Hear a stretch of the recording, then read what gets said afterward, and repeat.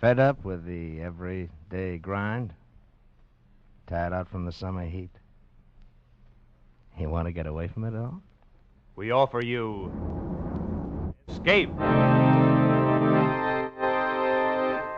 Escape, designed to free you from the four walls of today for a half hour of high adventure. You are trapped in the dark streets of an old French town with two remaining avenues of escape. The workshop of a fearsome knife maker, or the arms of a beautiful but deadly woman.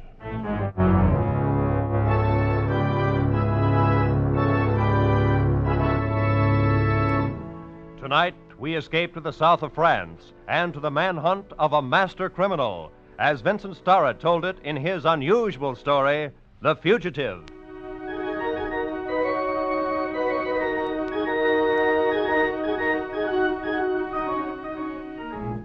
I had been 6 months in the prison of Tarentelle at the top of the hill above the little village of Saint-Just.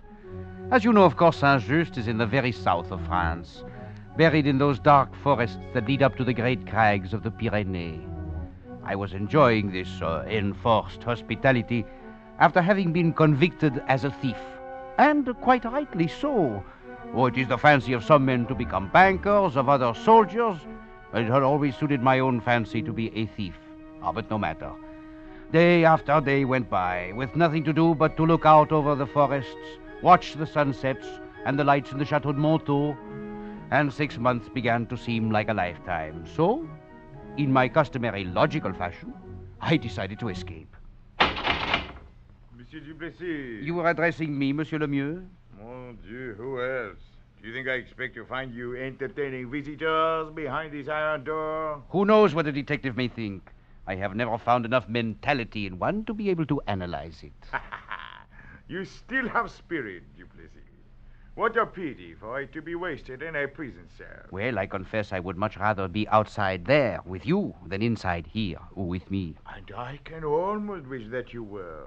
Perhaps then I would not be so bored. Oh, my deepest sympathy, Lemieux. Have the wine cellars at the chateau gone dry? Does the seigneur no longer serve those luscious meals you have told me so much about? I have grown weary of it, my friend. I am a hunter of men by nature, not a bon vivant. Sometimes I wish you might contrive some means of escaping. I should enjoy the sport of tracking you down again. In that case, monsieur, the key. Oh, I dare say it would be rather easy the second time. I know just how your mind turns all your little fancies. Well, the key, monsieur. And, too, I'm a master of disguises. Should you pause by a stream, the fisherman who handed you a drink would suddenly turn out to be Lemieux. You astonish me. You would perhaps register at an inn. Then the clerk would smile at you, and you would see... Permit me, Lemieux. Well. Why dream of the impossible, Duplessis? You have another 4.5 years to serve in Tarentelle, and I am dining at the Chateau de Montaut in an hour. So... Lemieux, why not imagine I am contriving some way to escape? That should give you an appetite. Duplessis, your waiter has deserted you. You speak of absurdities now. Perhaps you are right. Au revoir, monsieur. But he was cunning, this Lemieux. Sleek and pretty, like a weasel. But have you ever seen the teeth of a weasel slash the throat of a bird? I have. And I have seen Lemieux do somewhat similar things. Well, no matter. Half an hour after he had gone, when dusk was falling, I lifted 2 iron bars from the window of my cell, slid through and climbed down the wall. But it was not so simple as it sounds, you know. I had been working on it for nearly 2 months, secretly and quietly. And now I was free.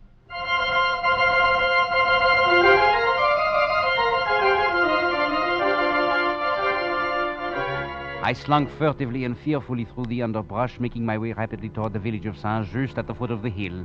Behind me, at any moment, the great gun would boom from the walls of Tarentelle, informing the world that one of the prisoners had made an escape.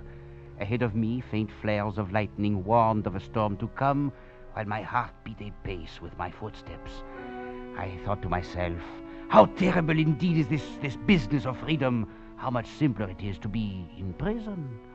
Well, as you may have perceived already, I am something of a philosopher. Well, no matter. It was then that I suddenly saw a light gleaming ahead of me, and I began to hear a strange sound. I could make out the shape of a small, open hut a few paces ahead of me. The light was thrown out by the glowing coals in a forge, and the sound was made by an old man beating out a piece of metal on an anvil. He was small, wrinkled, and bald except for 2 white tufts of hair that grew in front of his ears. As I drew near quietly, I could see that he was making a knife, and that other knives hung on the walls of the hut, and I had no weapon. And I began to wonder if, by some means, I might steal one from him. Come in, my son. Huh? It may start raining in a moment. Well, merci, monsieur. I'm a stranger hereabouts. I lost my way in the wood. No need. I understand. You are a maker of knives? Oui, monsieur. You would like to have one, perhaps. Well, old man, the fact of the matter is that being a law-abiding citizen, I really have little need of a knife. However, they are pretty, and the forest is very dark. But I am at the moment without funds, so... There is no charge, my son. Here, look at this one. Ah, it is a beautiful knife. Try the edge. It is quite sharp. Mon Dieu, you are right.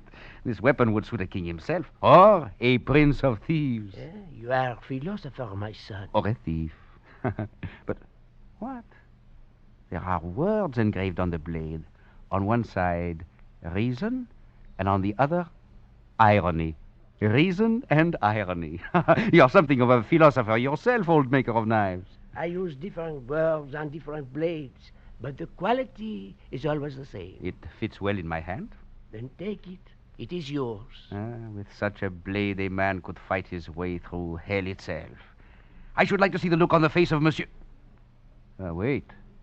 You are not by any chance Le Mieux. Aha! The great gun in the wall of Tarantelle. Some prisoner has escaped. No, my son. I am not Le Mieux. Why do you ask? I thought for a moment, but no. No, of course not. Well, I must be off, old knife maker. I have a long way to go, and it is starting to rain. My deepest gratitude for your generosity. Oh, we shall meet again, my son. Tell me then, after you have tried the blade. Of course. Adieu, monsieur. Au revoir, Duplessis.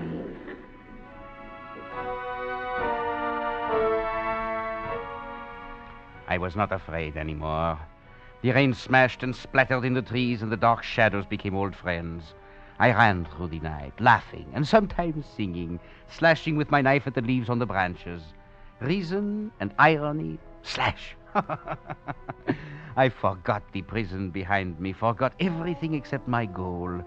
A tiny cottage standing at the very outskirts of Saint-Just. Marie Simard would be waiting there where I had left her. Soft, warm, beautiful Marie, of whom I had dreamed every night in that cursed cell.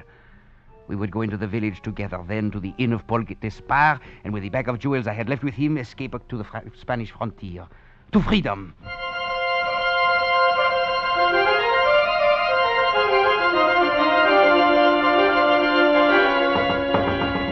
Marie! Marie! Who is it? It is I, ma petite Duplessis. Sacrement de bon Dieu. Open the door, quickly, please. But you... How have Inside first. That is better. The shutters? All closed. Good.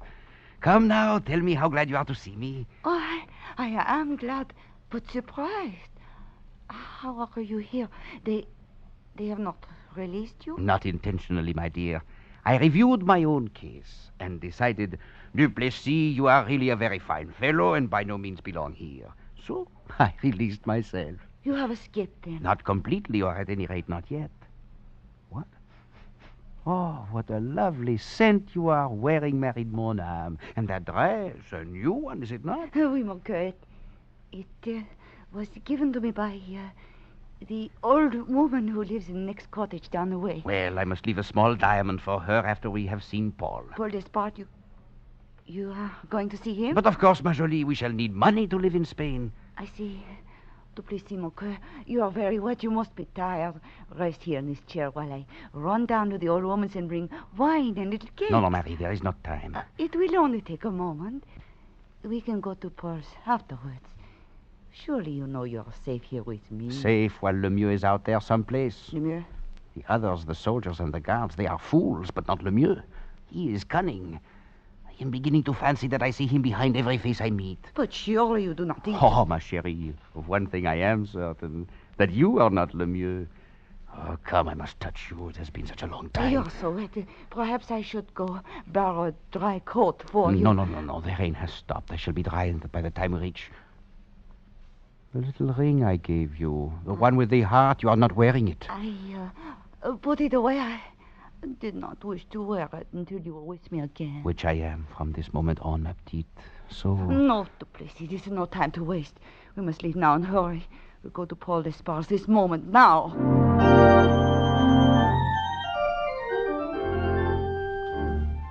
But a few paces brought us into the streets of the village of Saint-Just. We moved quickly, and I kept the collar of my coat turned high on my face. Soon we were making our way among the handful of patrons who still lingered at the tables of the inn, talking in the light of candles held in empty bottles. I kept my hand on the knife beneath my coat, but no one glanced up as we crossed to the far side of the room. There he is, at the little table in front of the office. Oui, ma jolie, so he is, and not changed a bit.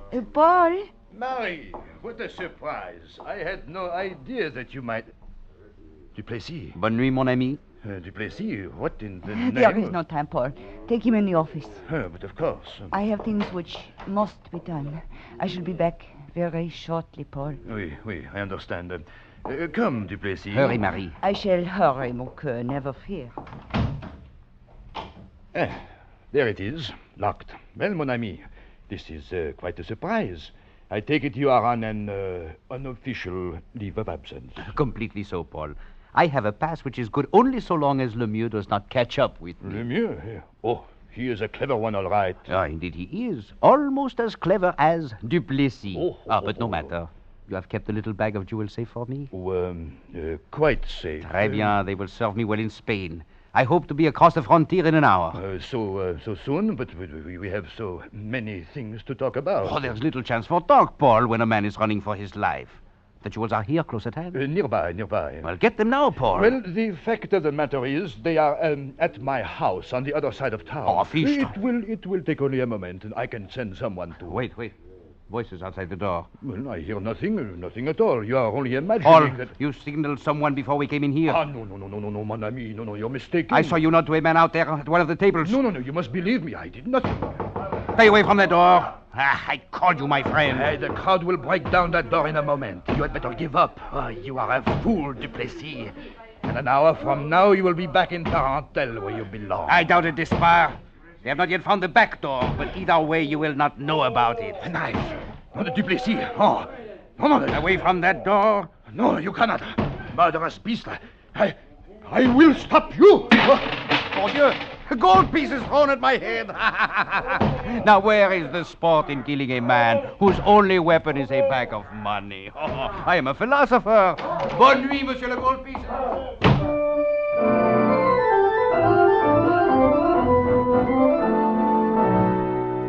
I ran down the dark streets from the back of the inn, turned corners, dodged away from the shadows. Far off, like the sound of hunting dogs, I could hear the voice of the mob. I knew not where to find Marie, nor of any man now who might be trusted. I ran blindly. One direction was as good as another, and the things of reality became clouded with those of imagination, so I could no longer tell them apart.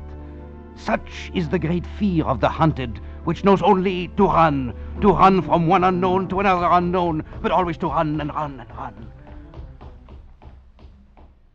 I had come to an unfamiliar part of the town, into an open square with a building facing me.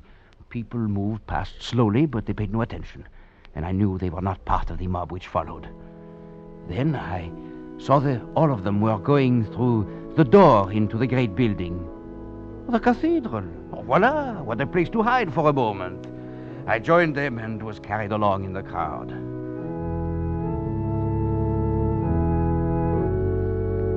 I found myself near the front with people all around me. I kept my head down and crouched there, trying to stop trembling. You are out of breath, my friend. You seem frightened. Silence. Do you wish to disturb the service? Oh, never fear. It will continue regardless. Duplessis? Huh? One moment, monsieur, and I shall cut your throat. Oh, come now, put away the knife. I am your friend. I have always admired you. Who are you? Merle. I keep a little shop in the village. Perfumes, spices, flavorings, all things calculated to make life more agreeable. You are Lemieux in disguise. Oh, ridiculous, monsieur. Lemieux is at the Chateau de Montaut. I passed him on his way there. He thinks the mob will do his work for him. Put away the knife. You have nothing to fear from me. That may be, but I feel much better while I hold it in my hand. Cautious, Duplessis? Hardly like the great adventurer I always admired. Adventurer, eh? Oh, the very prince of thieves, the king of poets, and teacher of philosophers. Well, I am quite a fellow, all right. Indeed you are. A man who should be standing up, not hiding his face, swaggering and laughing. Merle, mon ami, you are really a fellow of discernment. Indeed you are. Monsieur, is that a knife you're holding in your hand? Oui, mon père. Knives are not permitted in here. But it is a very good knife. It has words written on the blade. No matter. Knives are not permitted, monsieur. Look, it is Duplessis, the thief. They have seen you now, my friend. You must run, but never fear. We shall meet again, I think, very soon.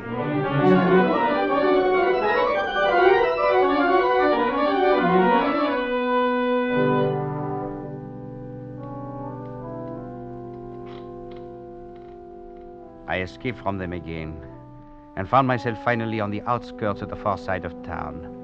I knew not where to go next.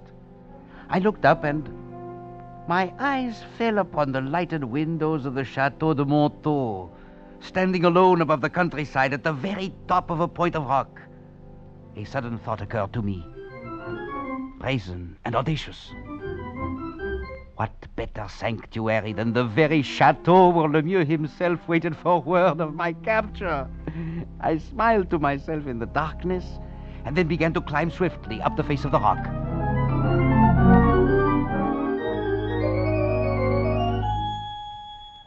I stood at last on a tiny parapet close against the massive stone walls of the chateau, high above the countryside.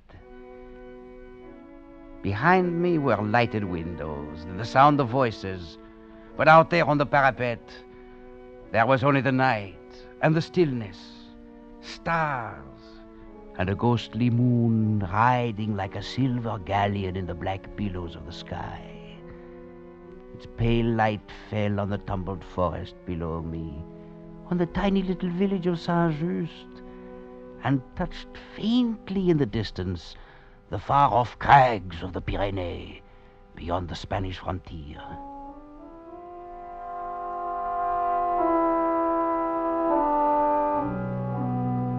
I do not know how long I stood there, looking down upon the world. Perhaps I was a little mad by then, of that I'm not quite sure. Suddenly I saw someone coming toward me on the parapet. They had not yet seen me. Bonne nuit, mademoiselle. What? Who is it? It is I, Marie Duplessis. Huh? What are you doing here? A very good question. As a matter of fact, I think I shall use it myself. What are you doing here? I came here to find Lemieux after I lost you, of course. And you found him, I trust? Oh, oui, Monsieur is inside in the banquet hall with the others. I thought that if he should find you, then I would be there to help. How thoughtful of you, ma jolie. But to help whom? But you, of course. Oh, how can you doubt me? Oh, very easily. This night, in fact, I believe I could doubt the universe itself. Oh, mon chéri, you only say such things when you are fancying yourself a philosopher. Or a fool, which is much the same thing. But here, look at you. Another new dress. The old woman is very good to you, Marie. I am quite grateful to her. And did she also give you the ring, my dear? The ring? Oui, the ring you are wearing. The ring which I saw so many times on a hand that would grasp the bars of my cell, the hand of Lemieux. No, Duplessis, I swear to you it is nothing. I found it. Found it? Perhaps in the same place where you lost mine. No, put away the knife. It is all a mistake. It was you who brought them up to the inn, and Paul knew you had gone to do it. No, it was someone else. Please, do not kill me. Let me go. Go where? Back inside to warn Lemieux that I am here? No, I shall go down the path here, see? Oh, you cannot kill me. You loved me once, do you not remember? Please, let me go. Go then. Go quickly before I change my mind. I am going. I will not harm you. To detest a woman thoroughly, it is necessary first to have loved her. Well, I really am quite a fellow after all. A true philosopher. Indeed you are, mon ami. Huh? It is one of the things for which I have always admired you. Oh, it is you, Monsieur Merle, the seller of perfumes. Oh, must you always carry that vicious knife in your hand? It is a good knife. An old man gave it to me. And there are words on the blade. See, on one side, reason. On the other, irony. Well, we shall have little need for either once we are across the frontier in Spain. Tell me, monsieur, why do you wish to help me? Because I like you. Because you are Duplessis, whom I admire as something great. As great as that moon that shines over us. As great Wait. as... What is it? Something glinted on your hand when you held it up there. Let me see it. Oh, it was nothing. It was only a trick of the moonlight. Let me see your hand. But I tell you that... Stop! You two. The little ring with a heart that I gave to her a long time ago. Oh, it is nothing, my friend. I found the ring. As she found Lemieux's. They have gone too long without knowing for certain if this is really a good knife. Oh, you cannot mean that. Oh, no, I am your friend, Duplessis. I am going to take you to...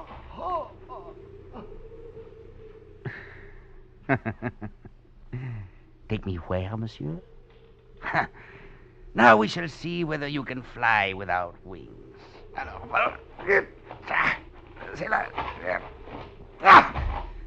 There. Down and down and down. By heaven, it is like a scene from a play. This parapet is stage, the moon for a spotlight, and a body pirouetting through space. True enough, my son. But you should not have killed him. Huh? The weapon was made for stronger opponents. Well, old maker of knives, you said we should probably meet again. He is gone out of sight. And there are only the stars and the night and the moon. What now, Duplessis? I do not know. Spain, perhaps? Lemieux would follow, and there would be another Marie, another Paul, and another Merle, waiting in Spain to tell him where you were. Have I escaped from prison to find this? Is everything false? Is there no man left in the world who is true? I am only a knife maker. Well, it is a good knife. It worked very well. You have not yet tried it against Lemieux? No, you are right. He is inside there in the banquet hall. It will not be an easy thing, my son, but I know not how to warn you. You must find it out for yourself. Warning? When has Duplessis ever had need of warning? Merci, Monsieur le Knife Maker, for your excellent intentions. And I shall find out for myself. Now. The stone corridors of the chateau were empty. Though as I drew nearer, I could hear the sound of voices in the great banquet hall. I made my way quietly to a low balcony overlooking the room, and soon was peering through the drawn curtains that screened off the table below. Lemieux was there, and Paul, and the singer of the chateau. Marie had come back somehow, and there were others too. Lemieux was talking. And the people from the town are beating the bushes of the forest. Duplessis will be captured sooner or later, that I can assure you. I know that fellow. Know how his mind works. That's why I do not even bother to chase him. He will trap himself. Most certainly you are right, Monsieur Lemieux. And the sooner the better. More wine, ma chérie? Merci, cher Paul. I dare say you will rest a bit easier, Monsieur le Seigneur, once the fellow is taken. Why do you say that? Look at those paintings on the walls, ma petite. And There on the balcony behind the curtain is a Rembrandt worth at least 1,000,000 francs. Quite a temptation for the very Prince of Thieves if he did not have something more important on his mind. I thought for one moment they were going to draw back the curtains to reveal me standing there above them. But then they talked of other things and the danger passed. I looked down upon them, crouched like weasels around the table, tearing at their food with sharp little teeth. Half mad from the fear of being hunted, I began to fancy that they were all animals, and their wine was the blood of birds. While I stood there watching, Merle came in quietly and sat down with him. Merle, whom I had killed and thrown from the parapet. I realized then what the old maker of knives had tried to tell me. I had not killed Merle, but only thought I had done so. For how can a man kill his own vanity? And Paul would always be here, of course, ready to buy and sell with his bags of gold. And Marie, too, luring me with a voice filled with a warm softness of pleasure. And Lemieux, incarnation of fate, the hunter of men, what of Lemieux? As I stared through the curtains, I knew suddenly that I could never kill Lemieux, that he would take me sooner or later. For in my half-crazed mind, every face now looked the same, and every one was the face of Lemieux. I turned to look at the tall painting, the Rembrandt that hung on the wall behind me. It was the portrait of a cavalier, proud and haughty, frozen in a pose of nobility, with one hand resting on his sword. Should I, an even better man, a prince of thieves and of philosophers, permit myself to be run to earth at last by a pack of dogs? Would it not be far better to give myself up at my own choice, show them at the same time their littleness, and rob them of their victory? Voila, I had decided. With the point of my knife, I cut the painting from its frame and threw it to one side. I looked at my blade, so useless now. On one side, reason. On the other, irony. And then drove it into the wood at the top of the frame. It quivered there a moment, and then was still. Carefully, I lighted the 2 tall candles on either side, then stepped up and stood in the frame with my back against the wall. I smiled a moment to myself, and then reached out my hand and took hold of the cord to draw aside the curtains.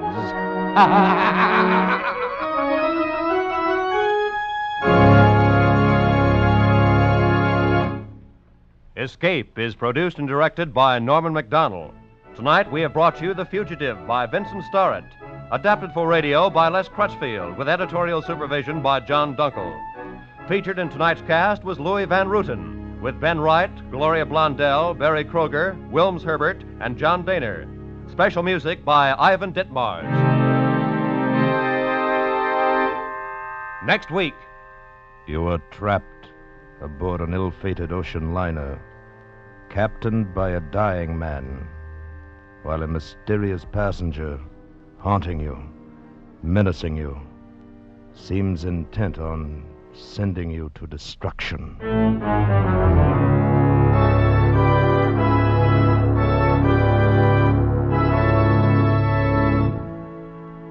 Next week, we escape with James Gould Cousin's gripping story, SS San Pedro. Good night, then, until this same time next week, when once again we offer you Escape.